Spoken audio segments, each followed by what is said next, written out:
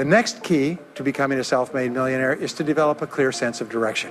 Developing a clear sense of direction means that you need to become intensely goal-oriented. We find that all successful people are goal-oriented. There's an old saying, you can't hit a target that you can't see. You've got to know what you want in every area of your life. Some years ago, I worked with the Hunt Oil Company in Texas. The Hunt Oil Company was founded by H.L. Hunt, who became the wealthiest self-made multi-billionaire in the world. At his peak, he owned 200 companies and had a royalty income of $3 million a day. Most phenomenal man, by the way.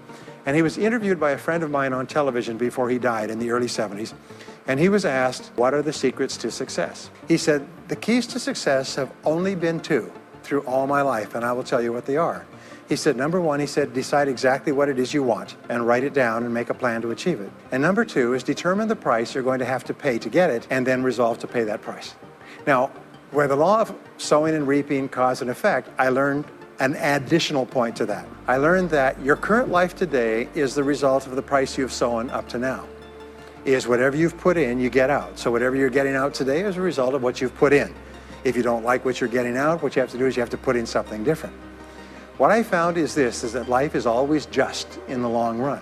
So therefore, life says this, is there's a price you have to pay, and there's two qualities. First of all, you have to pay the price in full for your success of study, preparation, hard work, and so on. And second of all, you have to pay the price in advance. You don't get it afterwards. The way the world works is first you put in what you need to put in, and then you get out the rewards. So you have to ask yourself, what is the price that you have to pay to achieve the success that you desire? And you have to write it down and make a plan and work on it every day.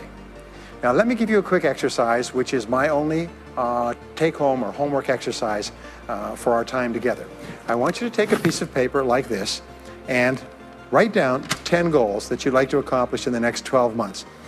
Write the word goals and today's date at the top of the page. Write down 10 goals you'd like to accomplish, and then ask yourself this great question. If you could only accomplish one goal on this list, but you could accomplish it within 24 hours, which one goal would have the greatest positive impact on your life? Now this is a great question because it'll usually jump out at you. You say, that's the one. If I had this, that would have more of an impact on my life than anything else. Sometimes it's a financial goal, sometimes it's a health goal, sometimes it's a relationship goal. But whatever it is, put a circle around that goal and then turn the page over and write it at the top of the page. Set a deadline on the goal, make a list of everything that you could think of to do to achieve the goal, and then begin working on your list. And here's the kicker, do something every day. Do something every day that moves you one step forward towards your major goal. My promise to you that this exercise, selecting your most important goal, making a plan, and working on it every day, will change your life in ways that you cannot imagine. They say that people begin to become great when they determine their major definite purpose, their number one goal, and work on it every day.